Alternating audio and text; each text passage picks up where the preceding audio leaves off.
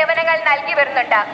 പരിസ്ഥിതി സൗഹൃദ വിനോദസഞ്ചാരം സാധ്യമാക്കുന്നതിന്റെ ഭാഗമായി ഇക്കോ ടൂറിസം കേന്ദ്രങ്ങളിൽ പ്ലാസ്റ്റിക് മാലിന്യങ്ങൾ പൂർണ്ണമായും നിരോധിക്കുകയും പുനരുപയോഗിക്കാവുന്ന പാത്രങ്ങൾ ഉപയോഗിക്കുകയും ചെയ്തിട്ടുണ്ട്. സ്ത്രീകൾ മാത്രം പങ്കെടുത്ത മാതൃകാ നിയമസഭ. ചോദ്യോത്തരവേളയിൽ തുടങ്ങി സഭയുടെ പ്രവർത്തനം എങ്ങനെ ജനക്ഷേമത്തിന് ഉതകുന്നു എന്നതിന്റെ ഉദാത്ത മാതൃകയായി. ലഹരി ഉപയോഗം തടയുന്നതിന് എക്സൈസ് വകുപ്പ് എൻഫോഴ്സ്മെന്റ് പ്രവർത്തനങ്ങൾ കാര്യക്ഷമമായി നടത്തി നിയമ നടപടികൾ സ്വീകരിക്കുന്നുണ്ടോ? വിദ്യാർത്ഥികൾക്കിടയിൽ ലഹരിക്കെതിരെ നടത്തുന്ന ബോധവൽക്കരണ പ്രചരണ പരിപാടികൾ വിശദീകരിക്കാമോ? സ്കൂൾ പരിസരങ്ങൾ കേന്ദ്രീകരിച്ചുള്ള ലഹരി പദാർത്ഥങ്ങൾ വിൽപ്പന തടയുന്നതിന് എക്സൈസ് വകുപ്പ് വിപുലമായ എൻഫോഴ്സ്മെന്റ് പ്രവർത്തനങ്ങൾ നടത്തിവരുന്നു.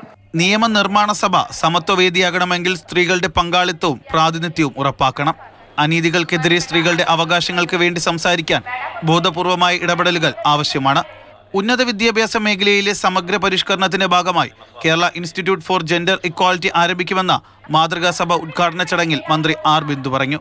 ഗാർഹിക പീഡനവുമായി ബന്ധപ്പെട്ട വിഷയങ്ങൾ, സ്ത്രീ തൊഴിലാളികളുടെ ദൈനംദിന ജീവിതവുമായി ബന്ധപ്പെട്ടുള്ള പ്രശ്നങ്ങൾ, ഇതൊക്കെ സ്ത്രീപക്ഷത്തു നിന്നുകൂടി അവതരിപ്പിക്കപ്പെടേണ്ടുന്ന ജീവിത പ്രശ്നങ്ങളാണ് എന്നുള്ളത് കൊണ്ട് സ്ത്രീകളുടെ പങ്കാളിത്തം അനിവാര്യമായും നിയമനിർമ്മാണ വേദികളിൽ നാം ഉയർത്തേണ്ടതുണ്ട്.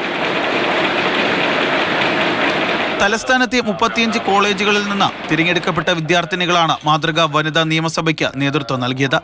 സെക്രട്ടേറിയറ്റിലെ പഴയ നിയമസഭാ ഹാളിലാണ് സഭ സംഘടിപ്പിച്ചത്. നിയമസഭാ സ്പീക്കർ AN ഷംസീർ അധ്യക്ഷത വഹിച്ച ചടങ്ങിൽ നിയമസഭാ secretary doctor AN Krishnakumar, special secretary Shaji C baby തുടങ്ങിയവർ പങ്കെടുത്തു. മാതൃഭൂമി ന്യൂസ്, തിരുവനന്തപുരം.